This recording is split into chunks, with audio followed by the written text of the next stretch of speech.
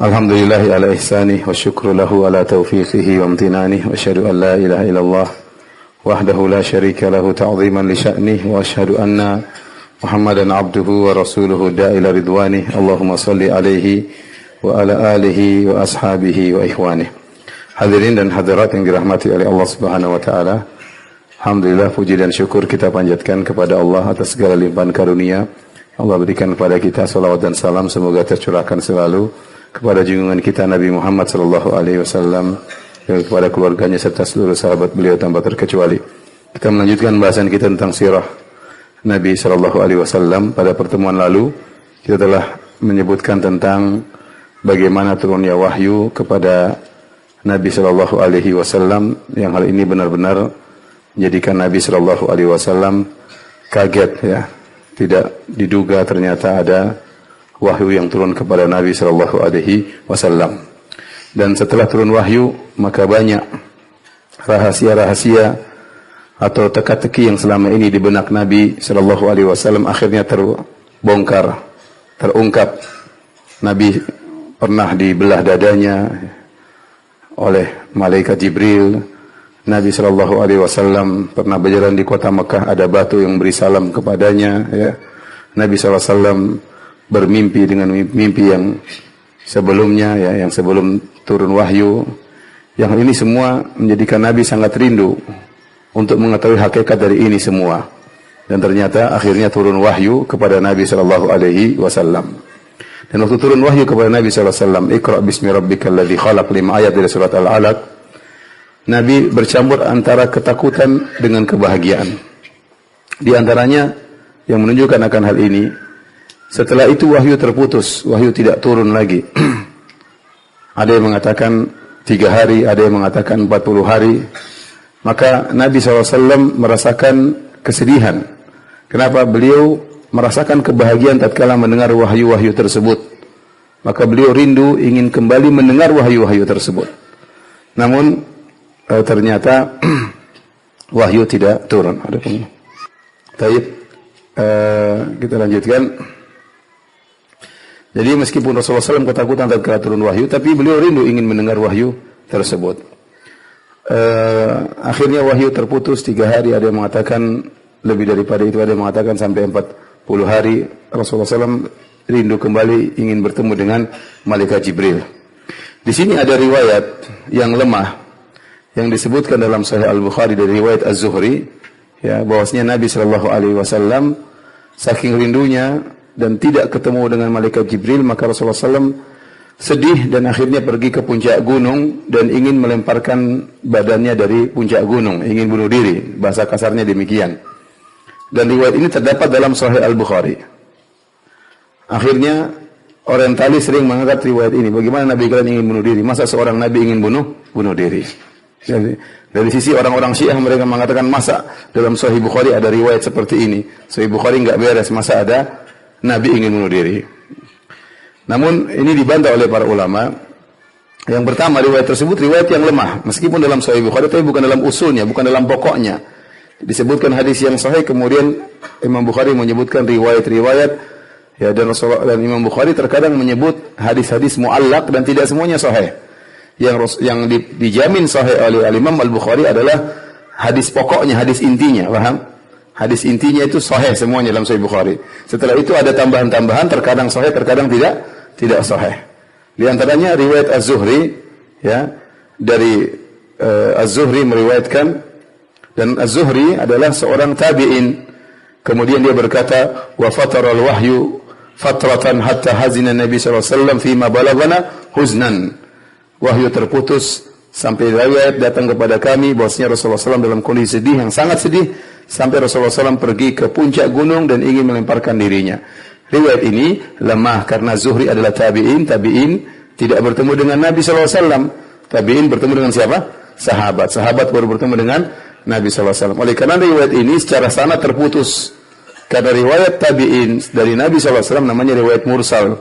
Dan hadis mursal dalam ilmu mustalah hadis dinilai adalah hadis yang dhaif, ya. Sahih Bukhari kok ada hadis yang dhaif? Anda enggak pernah belajar Sahih Bukhari. Sahih Bukhari yang sahih semua adalah yang hadis yang inti. Adapun muqaddimah atau setelahnya, terkadang Imam Al-Bukhari menyebutkan hadis riwayat-riwayat yang terkadang sahih, terkadang yang dhaif, ya, terkadang dhaif.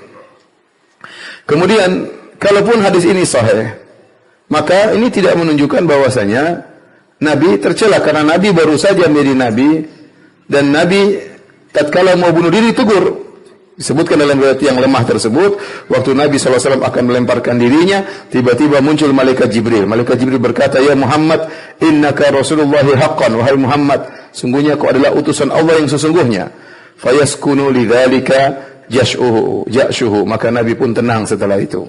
Ini menunjukkan Nabi manusia terkadang salah, namun karena dia maksum, kesalahannya langsung ditegur oleh Allah Subhanahu wa taala. Sebagaimana Nabi pernah salah pada kondisi-kondisi yang lain. Seperti Nabi SAW pernah mengharamkan madu demi menyenangkan istrinya. Maka Allah tegur, "Ya ayuhan Nabi, lima tuharrimu ma ahallallahu lak, tabtaghi mardata azwajik."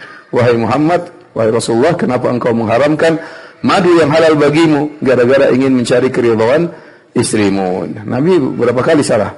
Seperti Nabi waktu berpaling dari Ibnu Ummi Maktum, maka Allah tegur, "Abasa wa tawalla an ja'ahul a'ma." Dia bermuka masam dan dia berpaling tatkala datang seorang yang buta. Demikian juga kita katakan Nabi saking sedihnya ingin bunuh diri, ditegur oleh Allah Subhanahu wa taala dengan memunculkan malaikat Jibril menegurnya, "Wahai Muhammad, kenapa kau bersedih? Sungguhnya engkau adalah seorang utusan Allah yang sungguhnya." Namun ala kulli hal hadisnya apa? Allah dhaif. Kalaupun sahih maka tidak jadi masalah, apalagi hadisnya dhaif. Tapi setelah wahyu terputus, ya, datang dalam riwayat yang sahih, ya, tidak menyebutkan Nabi ingin bunuh diri. Dalam riwayat yang sahih, dalam Sahih Al-Bukhari juga, dalam riwayat yang lain saya bacakan hadisnya. Baina ana amshi in sami'tu sautan minas sama'. Tatkala aku berjalan, tiba-tiba aku mendengar suara dari arah langit. Farafatu basari. Aku pun mengangkat pandanganku. Fa idzal malaku alladhi ja'ani bi Hira jalisun ala kursiyyin baina sama'i wal ard. Tiba-tiba aku melihat malaikat yang datang menemuiku di Gua Hira, ternyata duduk di sebuah kursi antara langit dan bumi. Faru'ibtu minhu, aku pun takut tatkala melihatnya. Faraja'tu faqultu zammiluni zammiluni, maka aku pun balik ke rumah Khadijah, ke rumah istriku, aku berkata zammiluni zammiluni, selimuti aku. Nabi gemetaran. Fa anzalallahu ta'ala, maka Allah turunkan ayat berikutnya, ya ayyuhal muddaththir qum fa'anzir. Wahai orang yang berselimut, bangunlah dan berilah peringatan. Sampai firman Allah, warrujza fahjur, ya. Dan kesyirikan maka jauhilah. Fahamiyal wahyu wa tataba. Setelah itu wahyu turun tidak terputus-putus. Jadi ternyata dalam hadis yang lain disebutkan wahyu terputus dan tidak disebutkan hadis yang sahih ini Nabi ingin bunuh diri, enggak ada. Yaitu datang dalam riwayat yang lemah. Tapi hadirin dan hadirat yang rahmatillah subhanahu wa ta'ala, ada beberapa faedah yang bisa kita ambil. Di antaranya bahwasanya wahyu kalau turun kepada Nabi SAW bukan berarti harus satu surat secara utuh. Oleh karenanya surat Al-Alaq waktu turun cuma 5 ayat pertama. Ya, Iqra bismi rabbikal ladzi khalaq, khalaqal insana min 'alaq, Iqra wa rabbukal akram alladzi 'allama bil qalam, 'allamal insana ma lam ya'lam. Setelah itu paragraf yang lain, kalla innal insana la yattaqu, ketahuilah manusia itu berlebih-lebihan, berbuat zalim, ar-ra'ahu stagna, tatkala dia merasa dirinya sudah kaya. Yang ayat-ayat tersebut turun berkaitan dengan Abu Jahal, itu pada kondisi yang lain setelah Nabi berdakwah. Jadi tidak mesti ayat turun kemudian satu surat secara utuh, terkadang 5 ayat kemudian turun dari surat yang lain, seperti dalam yang kisah yang kita sebutkan ini. Ayat yang pertama turun 5 ayat dari surat Al-Alaq, kemudian turun Al-Muddaththir, ya ayyuhal muddaththir qum fa'anzir wa rabbaka fakabbir wa thiyabaka fatahhir wa rujza fahjur. Selesai. Nanti surat yang lain lagi. Tetapi meskipun ayat-ayat turun tidak berdasarkan urutan surat, namun Nabi yang menentukan, Nabi yang mengatakan ayat ini jadikan di bawah surat ini, ayat ini jadikan di bawah surat ini. Atau waktu Nabi baca, Nabi urutkan. Jadi jangan antum bayangkan surat Al-Baqarah turun sesuai dengan sejarah, enggak ya? Enggak. Tapi terkadang wattaqu yawman turja'una fihi ila Allah, itu salah satu ayat yang terakhir turun, ternyata bagian dari surat Al-Baqarah. Tapi padahal dia termasuk ayat yang terakhir turun. Contohnya surat Al-Maidah. Surat Al-Maidah surat keberapa? Surat kelima. Masa enggak tahu surat Al-Maidah surat kelima? Tetapi ayat yang ketiga, al-yawma akmaltu lakum dinakum, adalah termasuk ayat yang terakhir turun, padahal dia adalah ayat yang ketiga dari surat kelima. Paham? Jadi jangan dibayangkan surat itu turun adalah sesuai dengan urutan sejarah. Tetapi bisa berbeda-beda dan Nabi yang mengatur ya sesuai dengan petunjuk dari Allah Subhanahu wa taala. Baik. Setelah turun firman Allah, ya. Ya ayyuhal muddatsir qum fa'anzir, wahai yang orang yang berselimut, bangun dan berilah peringatan. Setelah turun ayat tersebut, qum fa'anzir, bangun dan beri peringatan, kata para ulama, Nabi tidak pernah istirahat sampai dia meninggal dunia. Allah mengatakan bangunlah dan beri peringatan. Maka sejak saat itu Nabi serius berdakwah. Kalau kita baca nanti kita akan lewati bagaimana sejarah Nabi. Nabi tidak pernah berhenti dari satu peristiwa kepada peristiwa yang berikutnya. Dari satu ujian menuju ujian yang berikutnya sampai beliau meninggal dunia. Qum fa'anzir. Bangunlah dan berilah peringatan. Dan terputusnya wahyu juga ini dalil bahwasanya masalah wahyu bukan kehendak Nabi, tapi kehendak siapa? Allah Subhanahu wa taala. Al-Qur'an bukan karangan Nabi, tapi wahyu dari Allah Subhanahu wa taala. Nabi tidak berkehendak kalau ingin dapat wahyu tiba-tiba turun. Tidak, terserah Allah kapan Allah kasih wahyu, kapan Allah enggak kasih wahyu, kapan Allah suruh Nabi berijtihad, ya. Kapan Allah mengharuskan Nabi mengikuti perintahnya dengan menurunkan wahyu. Baik, kita masuk pada pembahasan berikutnya adalah tentang dakwah sembunyi-sembunyi sebelum dakwah terang-terangan, ya, atau disebut dengan dakwah as-sirriyah, dakwah secara sembunyi-sembunyi. Para hadirin dan hadirat yang dirahmati oleh Allah Subhanahu wa taala. Setelah turun ayat qum fa'anzir, bangunlah dan beri peringatan, maka Rasulullah SAW sadar bahwasanya beliau telah diutus oleh Allah untuk mengemban risalah. Suatu beban dan tanggung jawab yang sangat berat. Rasulullah disuruh beri peringatan. Ya, dan pertama kali kata Allah beri peringatan sebelum kabar gembira. Beri peringatan. Kalau kasih kabar gembira sih nggak ada masalah. Ya ada surga, ada ini. Tapi kalau beri peringatan yang masalah. Ini haram, ini haram, ini haram, repot. Dan kondisi masyarakat itu sangat berat. Kondisi lagi sangat rusak-rusaknya. Ya. Sebagaimana dalam hadis dalam Sahih Muslim, Inna Allaha nadhara ila ahli al-ard, famaqatahum ajam wa ma'arabahum, illa baqaya min ahli kitab. Sungguhnya Allah melihat kepada penghuni bumi dan Allah murka kepada mereka semuanya, baik yang Arab maupun selain Arab, kecuali orang-orang tersisa dari ahlul kitab yang masih bertauhid. Intinya waktu itu kondisi Mekah, ya, dari sisi kesyirikan tersebar di mana-mana. Di sekitar Ka'bah aja 360 berhala, ya. Berhala dengan berbagai macam modelnya, ya. Ya, mungkin yang pingin punya anak ada berhala ini, ya. Pingin rezeki lancar berhala ini, pingin istri cantik berhala ini, ya. Masing-masing berhala punya spesialis, ya. Kemudian banyak di antara mereka yang minum khamar, kebiasaan mereka adalah judi, kebiasaan mereka adalah berzina, kebiasaan mereka adalah makan riba, sering terjadi pertikaian akhirnya bunuh-bunuhan di antara kabilah, ya, merebak kemaksiatan di mana-mana. Ternyata Nabi disuruh untuk merubah kondisi itu semua dengan firman Allah, "Qum fa'anzir", bangunlah dan berilah peringatan. Maka Rasulullah SAW menjalankan tugas tersebut dengan baik. Maka mulailah Nabi berdakwah selama kurang lebih 3 tahun dengan dakwah sirriyah, dakwah sembunyi-sembunyi. Karena kalau Nabi terang-terangan, secara perhitungan berbahaya. Ya, secara perhitungan berbahaya. Begitu muncul bisa langsung dipadamkan oleh orang-orang kafir Quraisy. Maka Nabi mulai berdakwah dari orang-orang terdekatnya dengan perlahan-lahan, dengan penuh kesabaran. Maka ada orang-orang yang pertama kali masuk Islam, dan orang-orang ini perlu kita ketahui karena jasa mereka sangat besar. Di antara yang pertama kali masuk Islam tentunya Khadijah bintu Khuwailid, istri Nabi sallallahu alaihi wasallam. Dialah manusia pertama kali yang menerima dakwah Nabi sallallahu alaihi wasallam secara mutlak. Ya, dia yang pertama kali karena dia yang menangkan hati Nabi sallallahu alaihi wasallam. Orang kedua yang masuk Islam siapa? Waraqah ibnu Naufal. Karena waktu Nabi datang ke Khadijah, Khadijah bawa Nabi ke mana? Ke Waraqah. Dan Waraqah yang kemudian mengatakan, "Ya laitani kuntu jad'an id akhrajaka qaumuk. Ya laitani kuntu hayyan, ya. La ansurannaka nasran mu'azzaran." Kata Waraqah kepada Nabi, "Wahai Muhammad, seandainya aku masih muda tatkala kau diusir oleh kaummu, aku akan menolong engkau dengan pertolongan yang kuat." Ya, berarti dia beriman kepada Nabi SAW. Tetapi tidak lama kemudian dia meninggal dunia. Nabi belum sempat berdakwah, dia sudah meninggal dunia. Akan tapi Nabi SAW mengabarkan kepada para sahabat bahwasanya Waraqah masuk surga. Kata Nabi SAW, la tasubbu Waraqah bin Naufal, fa inni ra'aitu lahu jannatan aw jannatain. Janganlah kalian mencela Waraqah ibnu Naufal. Sungguhnya aku melihat dia mendapat satu surga atau dua surga. Oleh karenanya kita yakin bahwasanya Waraqah masuk Islam dan dia dijamin surga oleh Nabi sallallahu alaihi wasallam. Kemudian orang yang pertama kali masuk Islam juga di antaranya Abu Bakar As-Siddiq. Abu Bakar As-Siddiq radhiyallahu taala anhu. Ya. Waraqah tidak sempat mendapati fase dakwah Nabi sallallahu alaihi wasallam. Dia meninggal sebelum Nabi mulai berdakwah, ya. Mungkin dia meninggal tatkala masa terputusnya wahyu.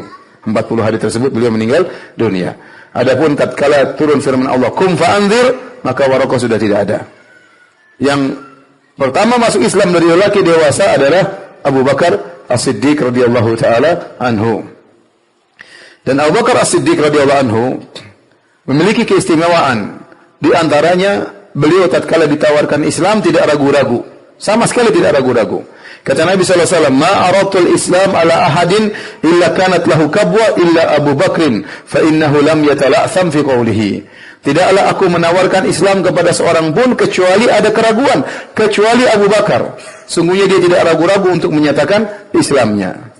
Jadi semua orang ditawarkan Islam oleh Nabi mungkin masih mikir. Mungkin masih mikir sebentar atau sehari atau 2 hari. Abu Bakar tidak, begitu tawarkan Islam langsung masuk Islam. Kenapa demikian? Karena Abu Bakar sahabat Nabi sallallahu alaihi wasallam. Dia kenal betul siapa Muhammad, bagaimana kejujurannya, bagaimana akhlaknya sejak kecil ya, bagaimana hebatnya Nabi sallallahu alaihi wasallam. Begitu Nabi mengatakan saya adalah utusan Allah, Abu Bakar langsung membenarkan. Oleh karenanya Rasulullah SAW pernah memuji iman Abu Bakar dalam satu hadis. Rasulullah SAW bersabda, "Wa bainama rajulun yasuqu baqaratan qad hammala 'alaiha, faltafat ilaihi fakallamatu faqalat inni lam ukhlaq li hadha, walakinni khuliqtu lil harth." Nabi pernah berkata, ada suatu hari ada seorang yang sedang membawa sapinya. Kemudian dia mengangkutkan barang di atas sapinya. Kemudian sapi tersebut nengok kepada tuannya. Ini tuan bahlul, masa saya disuruh ngangkat barang ya? Maka sapi ini berkata, "Inni lam ukhlaq li hadha." Aku tidak diciptakan untuk mengangkut barang, wahai tuanku. Walakinni khuliqtu lil harf. Tapi aku diciptakan oleh Allah untuk membajak.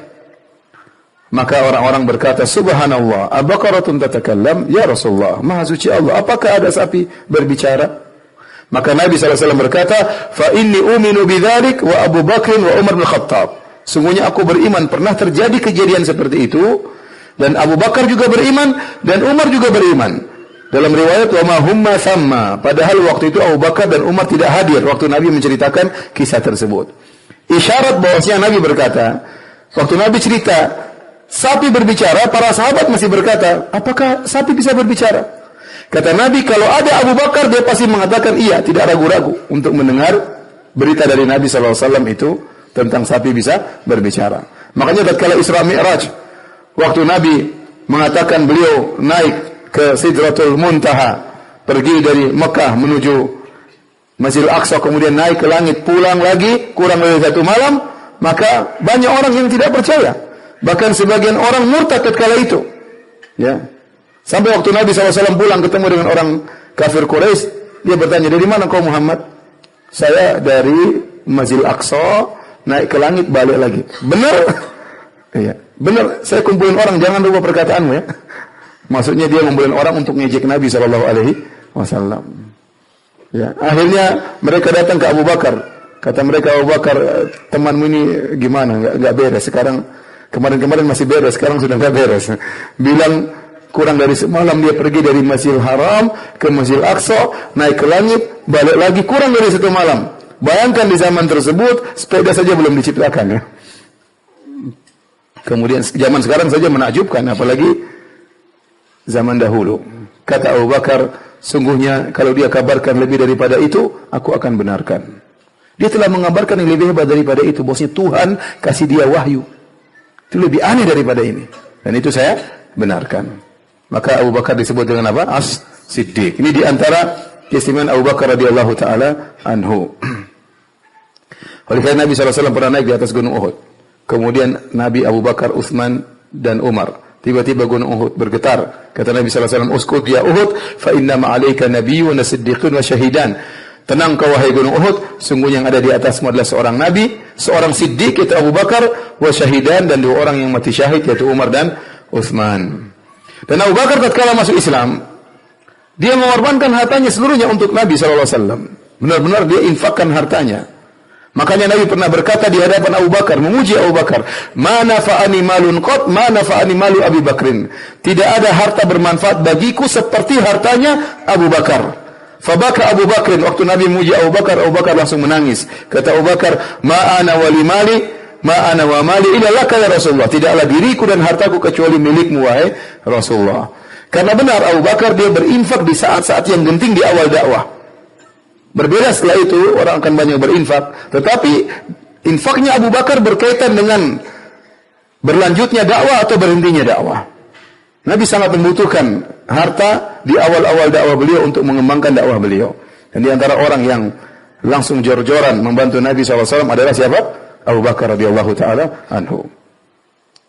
Kemudian Abu Bakar radhiyallahu anhu menjalankan dakwah juga, seakan-akan dia juga memikul beban risalah. Maka dia berdakwah sebagaimana Nabi SAW berdakwah. Dan Abu Bakar adalah orang yang sangat lembut, orang yang cerdas, pedagang yang kaya raya, dia pandai bergaul, ya, punya banyak pengalaman, ya, mengetahui kondisi-kondisi masyarakat, dia tahu tentang ilmu nasab, sehingga dia pandai bergaul. Dia pandai berbicara. Orang kalau berbicara sama dia enak mendengar pembicaraan Abu Bakar radhiyallahu anhu. Akhirnya karena dakwah Abu Bakar radhiyallahu taala anhu, ada 5 orang yang masuk Islam. Yang 5 orang ini semua dijamin masuk surga oleh Nabi sallallahu alaihi wasallam. Ternyata mereka masuk Islam gara-gara Abu Bakar. Siapa 5 orang ini? Yang pertama Utsman bin Affan. Utsman bin Affan radhiyallahu anhu masuk Islam lewat Abu Bakar. Az-Zubair bin Awwam juga masuk Islam gara-gara Abu Bakar radhiyallahu anhu.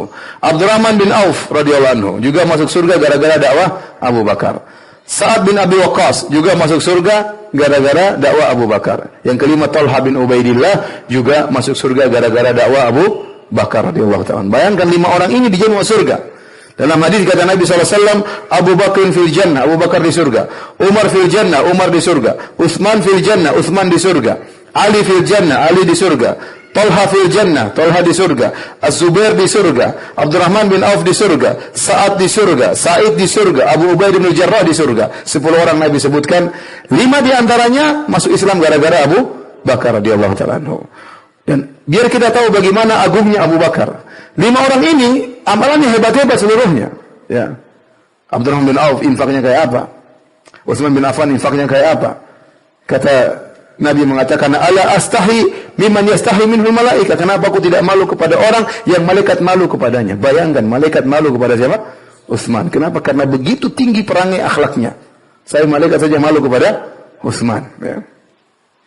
Penghormatan terhadap Utsman. Ya. Belum Zubair bin Awwam, Sa'ad bin Abi Waqqas. Semua ini, amalan mereka 5 orang ini seluruhnya mengalir kepada siapa? Abu Bakar. Seluruh yang mereka lakukan, infak mereka, salat mereka, jihad mereka, semuanya lari kepada Abu Bakar. Kenapa? Karena mereka Islam gara-gara siapa? Abu Bakar radhiyallahu taala anhu, ya. Oleh karenanya Nabi SAW begitu cinta kepada Abu Bakar dengan cinta yang luar biasa. Nabi pernah bersabda dalam hadisnya, "Zur ghibban tasdad hubban." Hendaknya kalian kalau punya kawan, berziarahlah kepada kawan kalian itu jarang-jarang, jangan tiap hari, ya. Pagi ketemu, sore ketemu, pagi ketemu, sore ketemu. Ini bisa bikin Polda marah, ya. Polisi dapur marah. Maksudnya maitua, maksudnya istri, ya. Ini siapa nih mas? Tamunya siang malam datang terus. Ketawa-ketiwi sama dia terus. Kapan ketawa sama saya, ya? Dan memang tidak bagus kalau kita punya kawan tiap hari ketemu. Pagi ketemu, malam ketemu, pagi ketemu, malam. Tiap hari kunjungan. Tidak bagus juga. Apa yang mau dibahasnya? Mau dibahas, akhirnya pembahasan sudah selesai, membahas kita sudah selesai, mulai membahas kawan, mulai gibah, mulai namimah, membahas ini, karena tiap hari ketemu, masa diulang-ulang pembahasannya. Ya. Maka Nabi mengatakan, zur ghibban tasdad hubban. Kunjungilah sesekali, jarang-jarangkan, ya, maka akan menambah cinta lebih mendalam di antara 2 sahabat. Tetapi, kata para ulama, kecuali ternyata kecintaan mereka ada urusan dakwah, urusan ibadah, maka tidak mengapa ketemu tiap hari. Di antaranya Nabi tiap hari ketemu Abu Bakar. Nabi tiap hari datang ke rumah Abu Bakar. Kenapa? Karena ada urusan dakwah, ada urusan umat. Maka Nabi sering ketemu dengan Abu Bakar. Adapun kalau buat ngobrol-ngobrol jangan tiap hari ya. Jangan tiap hari ya. Karena bisa bikin siapa marah tadi? Maitua ya. Baik. Saking cintanya Nabi kepada Abu Bakar, Rasulullah SAW pernah berkata, Inna Allah attakhadhani khalilan kama attakhadha Ibrahim khalilan. Law kuntu muttakhidan min ummati khalilan attakhadhu Abu Bakr khalilan. Walakin sahibukum Khalilur Rahman. Sungguhnya Allah telah mengangkat aku sebagai kekasihnya, sebagaimana Allah mengangkat Ibrahim sebagai kekasihnya. Seandainya saya boleh mengangkat manusia menjadi kekasih, saya akan menjadikan Abu Bakar sebagai kekasihku. Namun tidak boleh. Sungguhnya sahabatmu ini, yaitu Muhammad, adalah kekasih Allah Subhanahu wa Ta'ala. Ini menunjukkan betapa cintanya Nabi kepada Abu Bakar radhiyallahu taala anhu. Tapi di antara yang masuk Islam di awal-awal Islam adalah Ali bin Abi Thalib radhiyallahu taala anhu. Khilaf di kalangan para ulama, mana lebih dulu masuk Islam, Ali atau Abu Bakar? Ya. Kita bilang khilaf enggak terlalu berpengaruh. Intinya dari orang dewasa yang masuk Islam siapa? Abu Bakar. Dari anak kecil Ali waktu umurnya masih 10 tahun. Yang masuk Islam adalah Ali bin Abi Thalib yang remaja ya. Masing-masing punya pengaruh, tapi beda Abu Bakar. Abu Bakar ini pengaruhnya luar biasa karena dia langsung juga berdakwah. Umur dia 38 tahun dan kala itu. Jadi beda umurnya dengan Nabi cuma 2 tahun. Adapun Ali, dia tinggal di rumah Nabi sallallahu alaihi wasallam. Jadi Ali bin Abi Thalib ini anaknya Abu Thalib. Abu Thalib ini paman Nabi, secara harkat dan martabat, secara kasta sangat tinggi di kalangan kaum musyrikin. Tetapi dia miskin, secara harta dia miskin. Dan dia punya anak laki-laki 3, yaitu Aqil, kemudian Ja'far, kemudian Ali. Ali yang paling kecil. Nabi sallallahu alaihi wasallam setelah menikah dengan Khadijah, mendapat janda yang saudagar kaya raya, maka Nabi ingin membantu pamannya tersebut. Dan Nabi punya paman yang lain, namanya Al-Abbas bin Abdul Muttalib. Al-Abbas bin Abdul Muttalib ini, saudaranya Abu Talib, adalah orang kaya. Maka Nabi dan Al-Abbas datang kepada Abu Talib, menyampaikan, wahai Abu Talib, boleh enggak kami merawat anak-anakmu, membantu meringankan bebannya Abu Talib? Maka Abu Talib mengatakan, silakan ambil anak-anakku kecuali Aqil, biarkanlah Aqil bersamaku. Akhirnya Al-Abbas mengambil Ja'far bin Abi Thalib dipelihara oleh Al-Abbas, dan Ali dipelihara oleh siapa? Nabi sallallahu alaihi wasallam. Dan Ali sangat disayang oleh Nabi seperti putranya sendiri, tinggal di rumahnya padahal sepupunya Nabi sallallahu alaihi wasallam, dan akhirnya Nabi menikahkan dengan putrinya Fatimah radhiyallahu taala anha. Kemudian di antara yang pertama kali masuk Islam dari golongan budak adalah Zaid bin Harithah. Zaid bin Harithah bin Syarahbil Al-Ka'bi. Zaid bin Harithah ini adalah anak dari lelaki merdeka yang bernama Harithah bin Syurahbil Al-Ka'bi. Suatu hari dia berjalan dengan ibunya, tiba-tiba datang sebagian kabilah kemudian menculik Zaid. Diculik dari ibunya, akhirnya dijadikan budak. Asalnya dia lelaki merdeka, dijadikan budak, ditangkap kemudian dijadikan budak, kemudian diperjualbelikan, sampai akhirnya Zaid bin Harithah dijual di sebuah pasar namanya Suq Ukaz, pasar Ukaz di daerah Makkah sana. Kemudian akhirnya ada seorang sahabat yang dahulunya masih musyrik bernama Hakim bin Hizam. Hakim bin Hizam ini ponakannya Khadijah radhiyallahu anha. Maka dia beli Zaid bin Harithah, budak ini dibeli oleh Hakim bin Hizam. Kemudian dihadiahkan kepada bibinya siapa? Khadijah bintu Khuwailid, istri Nabi sallallahu alaihi wasallam. Dan waktu Nabi menjadi Nabi anak laki-laki sudah meninggal. Nabi punya anak 6. Qasim, Abdullah, kemudian Zainab, Ruqayyah, Ummu Kulthum, Fatimah, 6 orang. Waktu Nabi diangkat menjadi Nabi, anak laki-lakinya sudah meninggal semuanya. Tinggal 4 anak perempuannya. Zainab, Ruqayyah, Ummu Kulthum dan siapa? Fatimah. 4 orang anak perempuan. Maka dengan hadirnya Zaid bin Harithah, Nabi sangat sayang kepada Zaid karena dia enggak punya anak laki-laki. Karena Zaid dihadiahkan oleh Khadijah kepada Nabi SAW. Jadilah Zaid adalah budaknya Nabi SAW. Berjalan dengan waktu, saking cintanya Nabi kepada Zaid, sampai-sampai orang-orang memanggil Zaid, Zaid bin Muhammad. Zaid bin Muhammad. Dahulu mereka mengadakan atau membuat program anak angkat, dan anak tersebut kalau diangkat dinisbahkan kepada bapak angkat. Maka orang-orang memanggil Zaid bin Muhammad, bukan Zaid bin Harithah. Sampai akhirnya Allah turunkan firman-Nya menegur kaum muslimin, ud'uuhum li'abaihim huwa aqsatu indallah, dalam surat Al-Ahzab. Kata Allah, panggillah anak-anak tersebut sesuai dengan nama bapak mereka, itu lebih adil. Akhirnya Nabi memanggil Zaid dengan Zaid bin Harithah. Asalnya para sahabat manggil Zaid dengan Zaid bin Muhammad. Ya. Ibnu Umar berkata, "Ma kunna nad'uhu illa Zaid bin Muhammad hatta nazal al-Qur'an." Kami para sahabat selalu memanggil Zaid dengan Zaid bin Muhammad sampai turun Al-Qur'an menegur kami. Berjalan dengan waktu, akhirnya bapaknya yaitu Harithah bin Syurahbil tahu, anaknya ternyata tinggal sama Nabi sallallahu alaihi wasallam. Maka bapaknya sama pamannya datang menemui Zaid, minta agar Zaid kembali kepada mereka karena ini anaknya. Maka Zaid memilih tetap bersama. Kemudian mereka datang kepada Nabi sallallahu alaihi wasallam. Kata mereka, "Wahai Muhammad, kami akan mengambil anak kami. Kau minta berapa, kami akan bayar." Kata Rasulullah SAW, "Tidak usah bayar. Panggil aja anak kalian, tanya mau tinggal. Kalau mau sama kalian silakan ambil aja." Waktu mereka bertanya kepada Zaid, "Zaid, kembalilah kepada kami." Kata Zaid, "Mending saya tinggal sama Muhammad." Bapaknya bilang, "Tinggal bersama kami, jadi merdeka daripada tinggal menjadi budak sama Muhammad." Kata Zaid, "Mending jadi budaknya siapa? Muhammad." Akhirnya dia tinggal sama Muhammad. Makanya Zaid dikenal dengan Hibbu Rasulillah, orang sangat dicintai oleh Nabi SAW. Dan anaknya Usama Hubbi Rasulillah. Ya, demikian juga Usama sangat dicintai juga oleh Nabi karena dia anaknya siapa? Zaid bin Harithah. Baik.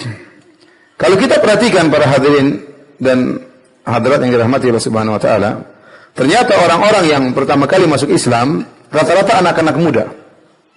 Rata-rata anak muda. Contohnya Abu Bakar As-Siddiq umurnya 38 tahun. Masih muda atau sudah tua?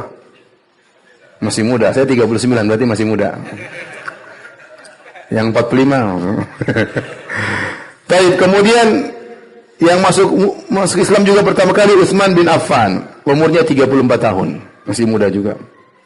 Ali bin Abi Thalib berapa tahun tadi? 10 tahun. Zaid bin Harithah umurnya 20 tahun. Zubair bin Awam masih 15 tahun. Abdurrahman bin Auf 30 tahun. Sa'ad bin Abi Waqqas waktu masuk Islam umurnya 14 tahun. Talha bin Ubaidillah waktu masuk Islam umurnya 15 tahun. Jadi mereka masih muda-muda. Yang paling tua Abu Bakar 38. Utsman 34. Abdurrahman bin Auf 30. Sisanya 15, 14, 20. Masih muda-muda. Dan para ulama menjelaskan, di antaranya Ibnu Katsir rahimahullahu ta'ala, bahwasanya dakwah itu lebih mudah diterima oleh anak-anak muda daripada orang-orang tua. Padahal yang orang-orang tua mau cepat meninggal padahal. Tapi biasanya yang lebih mudah menerima dakwah adalah anak-anak muda. Dan ini dijadikan Ibnu Katsir rahimahullah berdalil dengan firman Allah tentang kisah Ashabul Kahfi. Kata Allah Subhanahu wa taala, "Innahum fityatun amanu bi rabbihim wa zidnahum huda." Sungguhnya Ashabul Kahfi yang 7 orang itu, mereka itu rata-rata pemuda, fityah, masih muda-muda. Mereka beriman kepada Rabb mereka, ya, dan Allah tambahkan petunjuk bagi mereka. Kenapa anak muda lebih mudah menerima dakwah? Kenapa? Karena orang tua merasa pintar biasanya. Ini dai masih ingusan mau dakwai saya, mau ngajarin saya, ya. Mereka biasanya merasa lebih pintar, ya, daripada ustadznya, ya. Apalagi ustadznya masih muda. Dan Nabi waktu itu dakwah umurnya masih 40, sementara yang dia dakwahi banyak pembesar-pembesar Quraisy tidak mau beriman karena mereka merasa anak muda kok dakwahi saya. Kemudian di antara sebab yang menjadikan orang tua susah menerima dakwah karena mereka sudah terlanjur terikat dengan tradisi yang mereka jalani berpuluh-puluh tahun. Untuk melepaskan tradisi tersebut sangat sulit, ya. Udah begini sudah mau mati dirubah lagi tradisinya. Susah, ya. Adapun anak muda tidak. Anak muda itu dinamis, tidak statis. Ingin tahunya tinggi, ya. Ingin coba-cobanya apa? Tinggi. Sekarang Nabi SAW berdakwah. Ini ada ajaran baru. Mereka ingin apa? Ingin coba. Sebenarnya ajaran Nabi bukan ajaran baru. Ajaran lama. Itu ajaran Nabi Ibrahim AS. Namun nampaknya pada saat itu adalah ajaran yang baru. Anak muda ingin tahu. Dan mereka tidak ada. Beda dengan orang tua punya pengikut banyak. Dia banyak pertimbangan kalau saya masuk Islam. Nanti apa kata kaum saya. Anak muda nggak ada urusan. Masuk Islam dia bukan pemimpin kabilah, dia bukan pemimpin suku, masuk Islam saja. Sehingga mereka lebih mudah untuk masuk Islam daripada orang tua. Anak muda juga lebih semangat dan lebih antusias. Oleh karenanya, coba kita lihat, yang hadir rata-rata anak muda. Iya. Anak muda itu sampai berapa sih umur ini? Kapan dikatakan orang sudah tua? 60. 50. Ya, jadi intinya kebanyakan anak muda yang lebih menerima dakwah. Tapi bukan berarti kita lalaikan dakwah terhadap orang-orang tua. Saya pernah menemani seorang ustadz di Jogja. Dek, kata dia, temani saya dakwah, Dek. Tapi yang hadir orang tua. Ya enggak apa-apa, Ustaz. Udah tua-tua 70, 65. Semoga sebelum meninggal bertauhid katanya. Yang hadir ya, dengar sambil ngantuk-ngantuk. Tapi mereka hadir ya. Masya Allah, ini Ustaz mengkhususkan dakwah untuk orang-orang tua ya. Baik, hadirin dan hadirat yang dirahmati Allah Subhanahu wa taala, di antara faedah berdakwah secara diam-diam ya. Bahwasanya ini pelajaran bagi kita kalau kaum muslimin dalam kondisi lemah, dalam kondisi sulit, kalau berdakwah terang-terangan akan menimbulkan kemudaratan, maka boleh bagi mereka untuk berdakwah secara sembunyi-sembunyi. Dan ini pernah terjadi di sebagian negeri. Contoh misalnya di Rusia dulu beberapa puluhan tahun yang silam ya, betapa sulitnya kaum muslimin tinggal di Rusia. Kalau ketahuan baca Quran ditangkap ya. Bahkan bisa jadi dibunuh. Ya, bagaimana kalau ketahuan ada orang baca Quran sampai dibunuh, sampai ditangkap. Sehingga mereka kalau baca Quran harus sembunyi-sembunyi. Apalagi kalau punya halaqah tahfidz Quran harus sembunyi-sembunyi. Itu pernah mereka alami di Rusia ya. Dan ini pernah terjadi sebagaimana kita ceritakan Ibnu Mas'ud tatkala baca Quran di Masjidil Haram dipukulin oleh orang-orang Quraisy. Kalau kita di Indonesia alhamdulillah ya, enggak ada masalah, kita dakwah terang-terangan, enggak ada yang larang alhamdulillah ya. Baca Quran juga di mana-mana enggak ada yang larang ya. Cuma kita saja yang terkadang malu baca Quran. Maka saya ingatkan kepada para hadirin, hidupkan syiar, jangan malu-malu baca Quran di mana-mana. Mumpung kita masih muda untuk baca Quran di mana-mana. Mumpung kita masih muda untuk berdakwah di mana-mana. Ada saatnya kalau Allah kasih ujian, semoga tidak terjadi, kita sulit untuk berdakwah, ya dicurigai oleh misalnya masyarakat atau dilarang oleh pemerintah, mudah-mudahan tidak terjadi. Tapi itu terjadi di negara-negara yang lain. Ya. Saya punya kawan dulu di Libya cerita, kata dia, Firanda, kita ini di Libya dulu, zamannya Gaddafi. Kalau ada orang sholat 5 waktu di masjid, ditangkepin. Ada intel di masjid. Kenapa ditangkapin? Katanya orang terlalu alim, masa 5 waktu di masjid. Jadi saya kalau sholat kata dia, sholat duhur di masjid ini, sholat asar masjid ini, sholat maghrib masjid yang lain. Terkadang dia baik, terkadang dia nggak baik. Terkadang tiba-tiba ada peraturan, semua yang jenggotan ditangkap. Datang polisi yang jenggotan semuanya ditangkap. Terkadang tiba-tiba ada peraturan, semua yang cingkrangan ditangkap. Semua yang cingkrang ditangkap. Teman saya cerita satu hari dia pergi sholat subuh. Tahu-tahu ada patroli, wah bahaya. Ini ada orang alim sekali subuh sholat di masjid. Maka waktu patroli datang, dia jalan di trotoar, di sebelahnya itu ada tumbuhan-tumbuhan berduri. Terpaksa dia loncat dirinya dalam situ dan badannya penuh semua dengan apa? Duri. Jadi ada zaman-zaman seperti kita, alhamdulillah. Sebagian kawan-kawan di Madinah sekarang, mahasiswa tidak bisa pulang. Kalau pulang langsung ditangkap. Sampai datang kepada sebagian teman, bisa nggak saya tinggal di Indonesia? Dia nggak bisa pulang. Di sebagian negara. Kalau dia pulang langsung ditangkap. Bahkan ibu dan bapaknya sudah mulai diteror oleh pemerintah di sana. Mana anakmu kok nggak pulang-pulang? Sekarang dia sudah S2, ditangkap kalau pulang. Gimana coba? Teman saya dulu di Suriah nggak bisa pulang. Sampai sekarang nggak pulang-pulang. Ya, nggak bisa pulang. Karena pulang langsung ditangkap. Ya. Sebagian kawan-kawan saya punya gelar doktor nggak bisa apa-apa. Dia nggak bisa berdakwah. Oleh karenanya kita sekarang alhamdulillah di negeri yang aman, kita bisa berdakwah, nggak perlu sembunyi-sembunyi. Justru sekarang kalau ada orang berdakwah sembunyi-sembunyi, kita curigai. Kenapa dia sembunyi-sembunyi? Ya.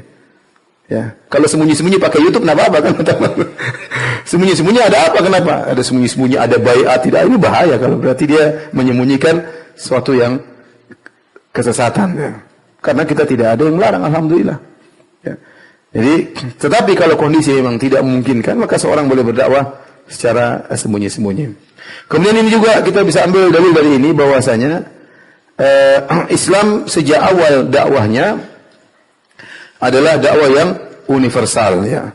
Bahwasanya yang masuk Islam di antara yang masuk Islam tadi kita sebutkan sebagian, namun banyak sekali orang-orang yang masuk Islam di awal Islam, di antaranya adalah Bilal bin Rabah yang dia tentunya bukan orang Arab tapi orang Habasyi ya, tetapi dia juga masuk Islam. Jadi Islam tidak terbatas pada orang-orang Arab saja, tetapi memang Islam diutus rahmatan lil alamin kepada seluruh manusia di alam semesta ini.